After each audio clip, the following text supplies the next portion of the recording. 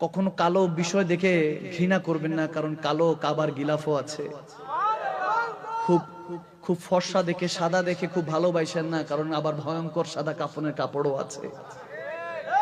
ওটা যখন পরে আপনার এই চেহারাটা এখনো খোলা, তখন বন্ধ করে দিবে, মুখটা ঢেকে লজ্জায় নবীর কাছে যাবেন কবরে। আমার আল্লাহ তখনও বলতেছে আস্তে আস্তে, কারণ আমার নবী বলেছেন মৃত্যুটা ফাকাত কিয়ামত, কিয়ামতের মতো যেমন কিয়ামত লাস্ট হয়ে যাবে, মৃত্যুটা এত ভয়ানক হবে, মানুষ চোখ বের হয়ে যায়, জিহ্বা বের হয়ে যায়, কি অবস্থা হয়ে যায়, বান্দা কষ্টে শেষ হয়ে যাবে।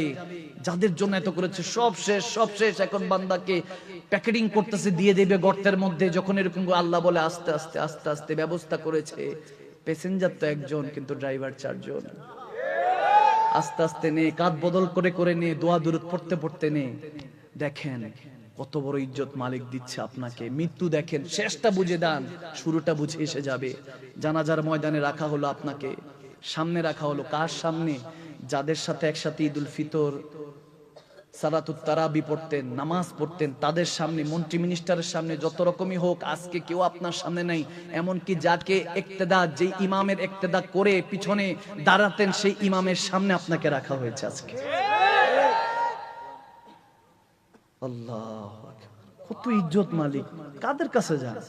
এই মুহূর্তে গিয়ে বলেন যে একটু দরকার, মাহফিলে একটু হাদিয়া দেন, এই করেন, একটু বিপদে আছি সহযোগিতা করেন, আপনাকে বলবেন বিরক্ত হবে, কালকে আসো।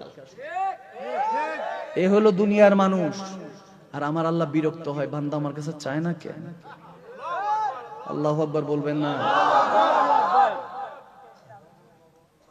সবাই সামনে আজকে আপনাকে রাখানো হয়েছে জানাজার মাঠে। আপনি সবাই সামনে, সবাই আপনাকে নিয়ে জানাজার মাঠে সালাত আদায় করলো। আপনাকে সুন্দর করে আস্তে আস্তে আস্তে আস্তে